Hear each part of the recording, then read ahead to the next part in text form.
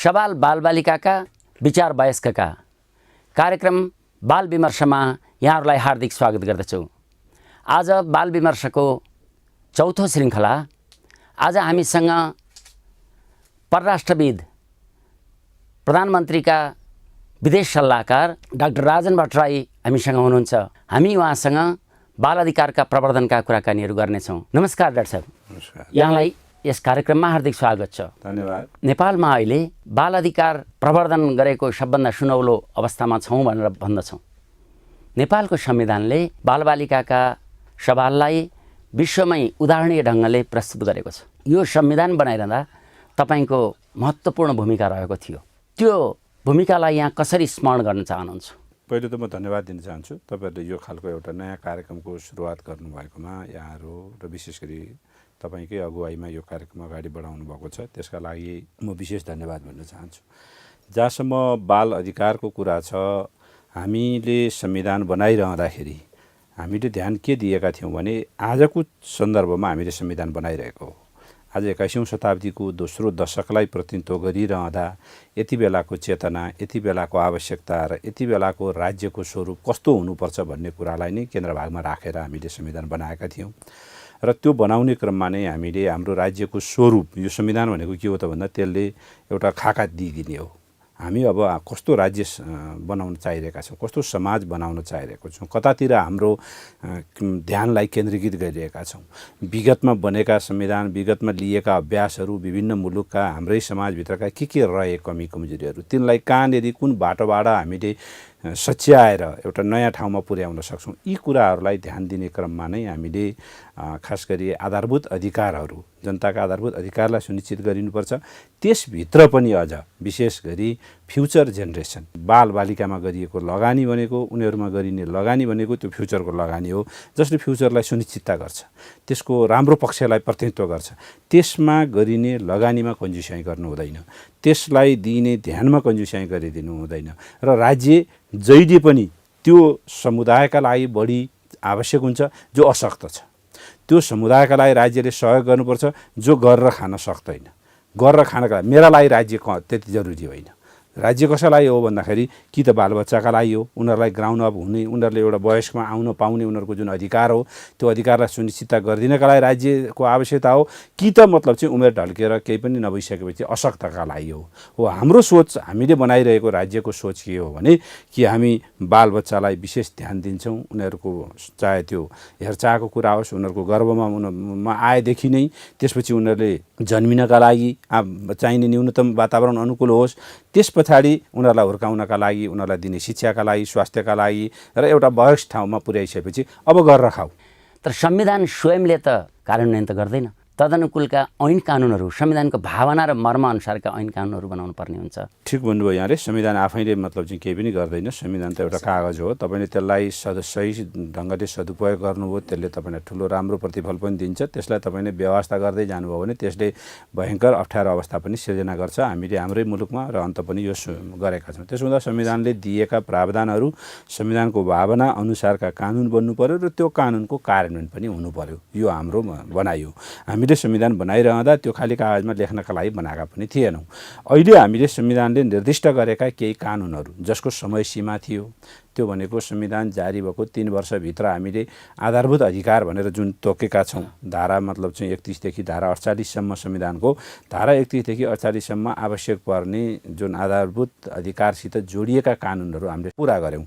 अब हामी क्रमिक रूपमा हामीले दुईटा पक्षबाट, एउटा हाम्रो संविधानमा रहेका प्रावधानका आधारमा हामीले गर्नुपर्ने, लिनुपर्ने कानुनी र बनाउनु पर्ने कानुन र त्यसअनुसार जानुपर्ने बाटो छ भने, अर्को अन्तर्राष्ट्रिय रूपमा हामीले केही सन्धि राष्ट्र बनेका छौँ। हामी सन्धि पक्ष राष्ट्र बनेका छौँ। सन्धि पक्ष राष्ट्र बने बापत हामीले गर्नुपर्ने केही दायित्वहरू छन्, जिम्मेवारीहरू छन्। ती जिम्मेवारीहरूलाई पनि हामीले क्रमिक रूपमा लिएर जाने हो। के त तपाईँ अहिले बनेका ऐन कानुनहरूदेखि सन्तुष्ट हुनुहुन्छ? सन्तुष्ट त केही कुरामा पनि हुँदैन। सन्तुष्ट हुनु त वास्तवमा मानवको विकासका लागि त्यो घातक चिज पनि हो। तर आजको अवस्थाका लागि चाहिँ हामी यो ठाउँमा आइपुग्नका लागि चाहिँ हरेक चिज त रिलेटिभली हेर्ने, सापेक्षतामा हेर्ने हो। हाम्रो सामाजिक परिवेश, हाम्रो राजनीतिक अवस्था, हाम्रो आर्थिक अवस्था, हाम्रो सांस्कृतिक अवस्था, हाम्रो आम जनतामा रहेको चेतनाको अवस्थाले समेत हरेक चिजको निर्धारण गर्ने गर्छ। त्यो वस्तुगत परिस्थितिका आधारमा भन्नुहुन्छ भने म सन्तुष्ट छु त्यो वस्तुगत परिस्थितिबाट। तर म पूर्णता भयो त यहीँ अब पुग्यो भन्ने पक्षमा मलाई सोध्नुहुन्छ भने म त्यहाँ सम्भव छैन, त्यो पुगेको छैन, अगाडि बढ्नुपर्छ भनेर भन्छु। डाक्टर साहबलाई संस्मरण गराउँ। यो संविधानको धारा 39 को उपधारा 1 देखि 10 सम्म जुन बाल अधिकारलाई मौलिक हकका रूपमा व्याख्या गरियो, तदनुकूल बालबालिका सम्बन्धी ऐन भनेर जुन आयो त्यो नै अपूर्ण रह्यो, राम्रो बनेन भनेर संशोधनको तयारी भइरहेको छ अहिले भर्खरै भन्दा नियमावली त अझ आएको छैन। मैले यो प्रसङ्गमा संस्मरण गराउन चाहेको के भने अब तदनुकूलका संरचनाहरू बन्नुपर्ने हुन्छ। जस्तो केन्द्रीय संरचना भनेको बाल अधिकार परिषदको प्रस्तावना छ। बाल अधिकार परिषद पहिला प्रधानमन्त्रीको अध्यक्षतामा बन्ने भन्ने संविधानको भावना थियो, तर ऐन आउँदा त त्यसरी आएन। होइन, यो त अब मैले अहिले तपाईँलाई के कस्तो बन्यो भन्ने बारेमा म अहिले भन्न सक्दिनँ, किनभने मैले त्यो थोरो हेर्न पाएको छैन। म पार्लियामेन्टमा रहेर आफ्नै किसिमको गर्ने अवस्थामा पनि थिइनँ। यदि संविधानको भावना अनुसार भएको छैन भने त्यो संशोधनमा जान्छ, किनभने संविधान अनुसार कानुन बन्ने कुरा हो। संविधान नै सबै चिजको सर्वोच्चता हो। त्योभन्दा पृथक र त्योभन्दा फरक खालको स्थिति देखिने बित्तिकै त्यो त अदालतले भोलि त्यसलाई चाहिँ मान्यता दिँदैन। त्यस्तो अवस्थामा हामीले त्यसलाई संशोधनमा जानुपर्ने एउटा कुरा हो। दोस्रो कुरा, कामका अभ्यासहरूबाट पनि कतिपय कुराहरू सिक्ने कुरा हो। हामीले अहिले के बुझ्नुपर्छ भने म फेरि पनि दोहोऱ्याउन चाहन्छु, हामी त यस्तो एउटा प्रतिकूल अवस्थाबाट यहाँसम्म आइपुगेका छौँ र अहिले हामीले जान खोजेको बाटोको चाहिँ दिशानिर्देश गरेका छौँ। हामीले यति नै प्राप्त गऱ्यौँ म भन्दिनँ, तर हामी कहाँ जान खोजेका छौँ, कुन बाटोतर्फ हामीले हामीलाई लान खोजेका छौँ, हाम्रो राज्यलाई के तर्फ उन्मुख गराउन खोजेका छौँ भन्नेतर्फको सङ्केत हो अहिले हामीले बनाइरहेका र गरिरहेका कुराहरू हुन्। त्यस हुनाले हाम्रो राज्य भनेको लोक कल्याणकारी राज्य नै हो। यसकै अवधारणामा आधारित रहेर हुन्छ। यहाँ विकास र न्याय सङ्गत विकासका हिसाबले, सामाजिक सुरक्षा सहितको विकासका हिसाबले जानुपर्छ। अब विकास, ग्रोथ, इकोनोमी, सम्पन्नताले मात्रै हुँदो रहेनछ भनेर हामीले दुनियाँका थुप्रै ठाउँबाट त्यसका अनुभव सिकेका छौँ। त्यसो हुँदा कमाउनु पनि पर्यो, त्यो संसारको वितरणको सिस्टम पनि प्रभावकारी हुनु पर्यो। राज्यले यी दुइटैतर्फ ध्यान दिनुपर्छ। अर्थात् हामीले सम्पन्नतातर्फ गइरहँदा कोही पनि पछाडि पर्ने समुदाय चाहिँ छुट्ने स्थिति नरहोस् भन्नेतर्फको ध्यान हो। त्यो कुराको हामीले जब ब्रोडर रूपमा हामीले यो नीति बोकिरहेका छौँ भने त्यसको रिफ्लेक्सन स्वाभाविक रूपमै हामीले सबै सेगमेन्टमा सोसाइटीका, चाहे त्यो चिल्ड्रेन होस्, चाहे त्यो इल्डरली पिपुल होस्, चाहे त्यो वयस्क होस्, चाहे त्यो अरू किसिमका मतलबले समाजमा पिछडिएका समुदाय, पिछडिएको मतलब चाहिँ क्षेत्रका जनताहरू हुन्, यी सबैलाई त्यस किसिमले समेटेर जाने अवधारणा नै राज्यको हुनुपर्छ। अवश्य पनि अहिले यहाँले यसो भनिरहँदाखेरि अहिले पनि नेपाली बालबालिकाहरू जो सीमान्तकृत छन्, जो शिक्षा, स्वास्थ्य जस्ता महत्त्वपूर्ण सवालबाट उनीहरू चाहिँ पछाडि पारिएका पनि छन् र कतिपय बालबालिकाहरूको सडकमा रहेको अवस्था, बालश्रमको अवस्था केही त सुध्रिएको छ, तर यसको न्यूनीकरणको लागि प्रयासहरू के पर्याप्त भएको छन् जस्तो लाग्छ? पर्याप्त भएको छैन होला, तर त्यसतर्फ राज्यले प्रयास चाहिँ गरेका छ कि छैन भन्ने कुरा चाहिँ हेर्नु पर्यो हामीले। पर्याप्त त म भन्दिनँ। यहाँ मात्रै होइन, तपाईँले न्युयोर्कमा जानुभयो भने सडकमा बालबच्चा देख्नुहुन्छ, युरोपका सहरहरूमा जानुभयो भने सडकमा बालबच्चा देख्नुहुन्छ। तर ती कुराहरूबाट हामीले सिक्ने चाहिँ के हो त? हामीले भनेको भने त्यस्तो कोही पनि नरहुन् भन्ने कुरातर्फ हाम्रो सिक्नुपर्छ। अब जहाँसम्म शिक्षाको उसबाट वञ्चितकरणको कुरा यो छ, अहिले राज्यले अब यो म अहिले तपाईँलाई संविधान आइसकेपछिको यो र निर्वाचनपछिको पहिलो सरकारले 1 वर्ष बिताएको सन्दर्भमा गत वर्ष हामीले भर्ना अभियान सुरु गऱ्यौँ। अब यो वर्ष हामी अझ त्यसलाई चाहिँ करिब सकिन्छ भने यही वर्ष नभए पनि यो 2 वर्षको बिचमा 100मा 100 पुर्याउने हाम्रो कोसिस रहन्छ। अब पुर्याएर मात्रै भएन, तिनीहरू त्यहाँ टिक्नु पनि पर्यो होइन, सस्टेन गर्ने कुरा अर्को चुनौती हो। यो त चुनौती त थपिँदै जाने कुरा हो। त्यसपछि फेरि कस्तो विद्यालयमा पुर्याउने भन्ने कुरा भयो। विद्यालय सुविधा सम्पन्न छ कि छैन, त्यो भौतिक रूपले मतलब चाहिँ गुणात्मक हिसाबले चाहिँ सक्षम छ कि छैन, त्यो तपाईँले विद्यालय त पुर्याइदिनु भयो, पढ्न पनि थाले, बस्न पनि थाले, तर उसले पाएको शिक्षा चाहिँ कम्पिटिटिभ भयो कि भएन, प्रतिस्पर्धी भयो कि भएन, ऊ त्यो प्रतिस्पर्धी नागरिकका रूपमा भोलि समान अवसरका लागि समान हिसाबले प्रतिस्पर्धा गर्न सक्ने भयो कि भएन, यो त क्रमिक रूपमा हामीले जाने कुरा हो। डाक्टर साहब, यहाँले जुन कुरा उठाउनु भयो क्रमिक रूपले नै हेर्दै जाने हो, तर अघि भर्खरै हामीले चर्चा गरे अनुसार बालबालिकाहरूमा अहिले पनि द्वन्द्वका अप्ठ्यारामा परेका बालबालिकाहरू पनि छन्, उनीहरू सीमान्तकृत अवस्थामा पनि छन्। त्यो अवस्थामा उनीहरूका अधिकारहरू हनन भएका छन् भने बाल अधिकारको अनुगमन गर्ने व्यवस्था संविधानले छुट्टै ढङ्गले गर्न सकेन। कतिपय चाहिँ यो आयोगहरू रहँदा बालबालिकाको आयोग पनि रहेन। तर कम्तीमा कानुनी आयोग बनाउने कुरोतिर पनि सरकारको ध्यान पुगेको देखिँदैन। यहाँ त राज्यको महत्त्वपूर्ण ठाउँमा हुनुहुन्छ, यो बारेमा यहाँको के धारणा छ? होइन, त्यो त अब आवश्यकता त्यति बेला हामीले 9वटा आयोगको आवश्यकता कुरा भयो, त्यसैले पायो। त्यसमा चाहिँ अब आयोग बनेर त्यसको संरक्षण बढी हुन्छ भने हामीलाई बालबालिका तथा महिला मन्त्रालय नै छ नि। कतिपय मतलब चाहिँ हामीले बनाएका आयोगको त मन्त्रालय छैनन्। जस्तो तपाईँले मतलब चाहिँ मुस्लिम आयोग बनायौँ, हामीले दलित आयोग बनायौँ, यो खालका आयोगहरू बन्ने क्रममा उनीहरूको त मन्त्रालय छैनन्। बालबालिका तथा महिला मन्त्रालय जुन छ उसले वास्तवमा समग्र पक्षलाई यी कुराहरूलाई ध्यानमा दिएर कार्यक्रमिक हिसाबले जाने हो भने त त्यो नै शक्तिशाली हो नि। साधन स्रोतका हिसाबले पनि त्यो धेरै माथि हुन्छ, कामका हिसाबले पनि उसको नेसनल नेटवर्क छ। त्यस हिसाबले जानका लागि मेरो विचारमा संयन्त्रका हिसाबको समस्या। अब एउटा तपाईँले भन्नुभएको के हो भन्ने कुरा एउटामा के रहन्छ भने मन्त्रालयले गरेका कुराहरूमाथि पनि अनुगमन गर्ने कुरा र उसले मतलब चाहिँ गरेका कमी कमजोरीहरूको बारेमा औना दिने निकाय चाहिँ भयो भने अझ प्रभावकारी हुन्छ भन्ने एउटा तर्क रहन सक्छ। त्यो तर्कका आधारमा मतलब चाहिँ संरचनाहरू निर्माणको कुरामा पनि रिजिड बन्नुपर्छ भन्ने छैन। आवश्यकताले त्यो संरचना जन्मिने कुरा हो, आवश्यकताले जन्मिने संरचनाका लागि बनाउन सकिन्छ। तर आज काम गर्नका लागि आज हामीले जुन बाटो पक्रिन खोजेका हौँ, संविधानले दिएका अधिकार र संविधान अनुसारका कानुन बनाएर कार्यान्वयनमा लिएर जाने कुराका लागि चाहिँ मलाई त्यस्तो खाँचो देख्दिनँ म।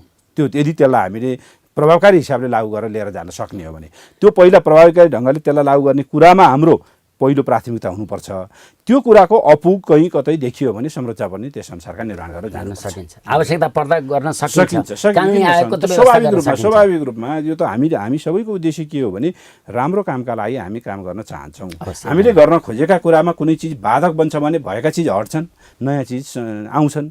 कतिपय भएका चिजहरू रहँदा रहँदै अपुग भए नयाँ चिज पनि ल्याउनु पर्ने हुन्छ। त्यसमा त यसमा कुनै रिजिड हुनुपर्छ, यो मात्रै हो, यो चाहिँ ठिक हो, यो भएन भने यो चाहिँ हुँदैन भन्ने कोणबाट कसैले पनि मतलब धारणा बनाउनु उचित हुन्छ जस्तो मलाई लाग्दैन। राज्यले पनि हुँदैन, अरूले पनि हुँदैन। अवश्य पनि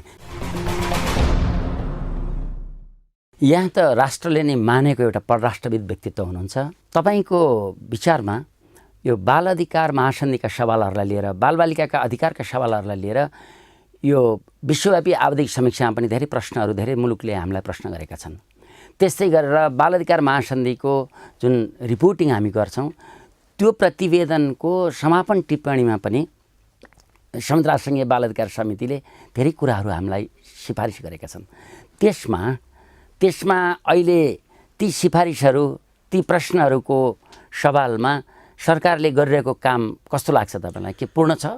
होइन, यस्तो हो। अब हामी एउटा धेरै अप्ठ्यारो अवस्थाबाट गुज्रेर आयौँ। हिजो हामीले राज्य नै वास्तवमा यो मुलुक अब असफल राष्ट्रतर्फ जाँदैछ भन्नेसम्मको अवस्थाबाट गुज्रेर आएको अवस्थाका कुरालाई नै हामीले हाम्रो मापक बनाउनु हुँदैन जस्तो लाग्छ मलाई। त्यो अवस्थामा हामी अप्ठ्यारो थियौँ र हामीले केही गर्न सकेका थिएनौँ। हाम्रो प्रयास पनि त्योतर्फ जान सकेका थिएन, किनभने हाम्रो प्रयास चाहिँ अरू राष्ट्रका अरू विषयहरू, प्रमुख विषयहरूले हाम्रो ध्यान केन्द्रित भइरहेको थियो। हामी अस्तव्यस्त अवस्थामा थियौँ, द्वन्द्व थियो। त्यो द्वन्द्वको निदान गर्ने संविधान थिएन, चाहियो भन्यो, संविधान बनाउनु पर्यो। निर्वाचन चाहिँ भएको थिएन, निर्वाचन गर्नु पर्यो। यसकै लागि हामीले चाहिँ 15-20 वर्ष एक किसिमको राजनीतिक अस्थिरता, द्वन्द्व, त्यसपछि सङ्क्रमण कालमा बितायौँ। यो बिताइरहेका समयमा हामीमाथि थुप्रै प्रश्नहरू उठे, किनभने हामीले केही पनि पुरा गर्न मतलब हामीले न्यूनतम गर्नुपर्ने कामहरू पनि गर्न सकेका अवस्था थिएन। अब हामी कता जाँदैछौँ? हामीले संविधानमा तोकेका कुराहरू र त्यस अनुसारको व्यवहार हामीले क्रमिक रूपमा कार्यान्वयन गरेर जाँदाखेरिको जवाफ उनीहरूले बनाउने उठाउने प्रश्न होस् या हामीले बनाउने प्रतिवेदन होस्, ती कुराहरूमा तात्विक रूपमै फरक आउँछ, गुणात्मक रूपले नै फरक हुन्छ भन्ने मेरो विश्वास हो। नत्र भने त हामीले नयाँ परिवेश, नयाँ संविधान अनुसार नयाँ बाटोतर्फ जान्छौँ भनेर भन्ने कुरै रहँदैन नि। यहाँको भनाइमा चाहिँ हामी सुशासनतिर लागिरहेका छौँ। जरुर होइन, मुलुक चाहिँ समृद्ध मुलुक र सुखी नेपाली बनाउने सङ्कल्पका साथ तपाईँको सरकार लागिरहेको छ। भोलि पर्सि यो हुनसक्छ भन्ने कुरा आयो। जरुर। अब त हामीले यस्ता प्रश्नहरू तपाईँले मतलब चाहिँ जुन ढङ्गले हामी जो अप्ठ्यारो अवस्थामा रहँदा, हामी अत्यन्त पिछडिएको अवस्थामा रहँदा, राज्यले न्यूनतम कुराहरू पुरा गर्न नसकेको अवस्थामा रहेका प्रश्नहरू अब पनि उठ्ने स्थिति भइरह्यो। म आजको आजै भन्दिनँ, तर हामी त्योतर्फ उन्मुख भएनौँ। आउने मतलब चाहिँ 4-5 वर्ष 10 वर्षको बिचमा हामीले एउटा गुणात्मक फड्को मार्न सकेनौँ भने त हामीले ल्याएका परिवर्तनको के औचित्य रहन्छ र? त्यसो भएको हुनाले ढङ्गले हामीले त्यो तर्फ हामी जानेछौँ र ती प्रश्नहरूको व्यवहारबाटै उत्तर दिएर जाने स्थिति उत्पन्न हुनेछ, राम्रो हुनेछ भन्ने मेरो विश्वास हो। यहाँकै भनाइअनुसार पनि हामी अन्तर्राष्ट्रिय जुन हाम्रा प्रतिबद्धताहरू हुन् ती प्रतिबद्धताहरू पुरा गर्ने बाटोमा दृढता साथ अगाडि जानेछौँ भन्ने कुरा राज्य जानै पर्छ त्यो, किनभने राज्यले सिग्नेचर कुन बेला गर्यो भन्ने कुरा हुँदैन। राज्य पक्षराष्ट्र भएर हिजो सन्धिमा सही गरिसकेपछि त्यो निरन्तरता हुन्छ र त्यो निरन्तरतामा अहिलेको राज्यको पनि त्यो दायित्व हुन्छ कि त्यो तर्फ आफ्ना जिम्मेवारीहरू पुरा गरेर अगाडि म यहीँ टेकेर डाक्टर साहबलाई अर्को एउटा महत्त्वपूर्ण प्रश्नतिर लान लागिरहेको छु कि बाल अधिकार महासन्धि यहाँकै भनाइअनुसार पनि ती आवाजविहीनहरूको लागि गरिने जुन एउटा आवाज दिने प्रक्रिया हो, अभ्यास हो, यसमा बाल अधिकार महासन्धि पूर्ण छैन। किनभने यसका 3टा ऐच्छिक आलेखहरू आएको, तेस्रो चाहिँ ऐच्छिक आलेख जुन सञ्चार प्रक्रिया सम्बन्धी ऐच्छिक आलेख हो, नेपाल सरकारले पक्ष भएको छैन। यो पक्ष हुनु पर्दछ भन्ने आम अधिकार कर्मीहरूको माग रहेको छ। अब म अहिले तपाईँलाई यहीले नै भनेर यस विषयमा मैले आफैले धेरै भन्न सक्दिनँ, किन म त एडभाइजरी रोलको मान्छे हुँ, मैले एक्जिक्युटिभ रोलमा नभएको हुनाले मैले धेरै कुरा। तर म के भन्छु भने यदि त्यो हाम्रो मुलुकको हाम्रा बालबालिकाको समग्र हितको पक्षमा त्यसले त्यो हामीले सन्धिमा सही गर्दा ठिक ढङ्गले अगाडि जाने स्थिति उत्पन्न हुन्छ भने त्यसमा सही नगर्नुपर्ने कुनै कारण रहँदैन त्यसमा। तर एउटा कुरा हामीले के बुझ्नुपर्छ भने हाम्रो कन्टेक्स्टमा त्यो कति मतलब चाहिँ जरुरी छ, आवश्यक छ भन्ने कुराको बुझाइमा चाहिँ फरक हुनसक्छ। त्यो एकरूपता ल्याउनु पर्यो, त्यो एकरूपता ल्याउनु पर्यो। त्यो एकरूपता ल्याएर हामीले गर्ने हो। हरेक चिजको म फेरि पनि भन्छु त्यसको अलिकति अब सूचनाको हिसाबले, त्यससित रहेका सम्बन्ध पक्षको हिसाबले मान्छेहरूमा हामीले गर्दै जाँदा नै ती कुराहरू प्राप्त हुने हो। हिजो हामी सामान्य मानवाधिकारकै कुराहरूका बारेमा थिएनौँ, आज हामी यो ठाउँमा आइपुगेका छौँ। महिला अधिकारकै उसमा हामी दक्षिण एसियामा धेरै राम्रो पक्षमा छौँ। तपाईँले सुरुमै भन्नु बाल अधिकारकै हिसाबले पनि संविधानमा हामीले धेरै राम्रा पक्ष कुराहरू गरेका छन् अरू हाम्रा वरिपरिका मुलुकहरूभन्दा। हो, हामी त्यो बाटोतर्फ एक हिसाबले अगुवाई गरिरहेका छौँ भने त्यही अगुवाईकै क्रमबाट हामी अगाडि जान सक्छौँ। यसमा मलाई लाग्छ दुविधामा रहनुपर्ने, अप्ठ्यारोमा रहनुपर्ने जस्तो लाग्छ। यो यहाँको भनाइसँग जोडिएर एउटा अलिकति रमाइलो प्रसङ्ग पनि कोट्याउँ कि मुलुकमा ऐन कानुनले भन्दा प्रत्यक्ष काम गर्ने कार्यकारीहरूले भन्दा पनि यहाँहरू जस्ता सल्लाहकारहरूको रोल पो कडा हुन्छ, चर्को हुन्छ भनेर भन्छन् नि त कार्यान्वयनको लागि। यहाँले त भन्नुभयो म कार्यान्वयन छैन भनेर। भन्नेले के भन्छन् होइन, व्यवहार के हो, विधानमा के छ, संविधानमा के छ, कानुनमा के छ, अभ्यासमा के छ भन्ने कुरा प्रमुख हुन्छ होइन। त्यसमा त निर्णय गर्ने ठाउँमा रहेकाहरूको निर्णय गर्ने नै कुरा हुन्छ। एडभाइजरी भनेको एडभाइजरी नै रोल हुन्छ। यो मैले किन प्रश्न गरेको हुँ भने यहाँ परराष्ट्रविद पनि हुनुहुन्छ, अन्तर्राष्ट्रिय कानुनदेखि लिएर मौजुदा नेपालका कानुनको बारेमा पनि राम्रो ज्ञाता हुनुहुन्छ, त्यसैले गर्दा यहाँ प्रधानमन्त्रीको सल्लाहकार हुनुहुन्छ। यो बाल अधिकार महासन्धिको तेस्रो ऐच्छिक आलेखलाई पक्ष हुनुको निमित्त त्यो यहाँकै भनाइमा पनि जानकारी हुनु आवश्यकता छ र ती पक्षलाई जानकारी गराउने काम त यहाँहरू जस्ता विज्ञहरूको हो नि। जरुर त्यो त क्रमिक रूपमा मैले फेरि पनि भने म त्यसमा नकारात्मक हिसाबले मैले सोचेको होइन। तर तपाईँहरूले के र हामी सबैको प्रयास यदि त्यो आवश्यकता हाम्रो आजको मतलब चाहिँ कामका लागि हामीले बाल अधिकारलाई सुनिश्चित गरेर अगाडि जानका लागि त्यसको भूमिका रहन्छ, औचित्यता रहन्छ, आवश्यकता छ भन्ने कुराको महसुस गराएर अगाडि जान सकेको खण्डमा त्यसलाई पक्षराष्ट्रिय बनाउनलाई समस्या होइन। तर त्यो नै नभइकन अरू कुरा चाहिँ केही पनि भएको छैन भन्ने कोणबाट चाहिँ व्याख्या विश्लेषण आयो भने चाहिँ समस्याको विषय नै हो। त्यसमा हामी कोही पनि त्यसको पक्षमा छैन। अवश्य पनि डाक्टर साहब, हामी त्यसरी केही पनि भएको छैन भन्ने पक्षमा छैनौँ। हामी उज्यालोतिर लक्षित भएर अगाडि बढिरहेका छौँ। यसलाई झलमल्ल बनाउने कुरा हो यो हाम्रो। राम्रो ढङ्गले एउटा चाहिँ अवस्था निर्माण गरौँ बालबालिकाका लागि भन्ने कुरा हो। अब तपाईँले हाम्रो रोल के देख्नु भएको छ? अघि यहाँले बारम्बार हाम्रो रोलको नि कुरा गर्नुभयो। नागरिक समाजको रोल के होला? नागरिक समाजको हरेक मतलब चाहिँ लोकतान्त्रिक व्यवस्थामा नागरिक समाजको रोल अत्यन्त महत्त्वपूर्ण हुन्छ।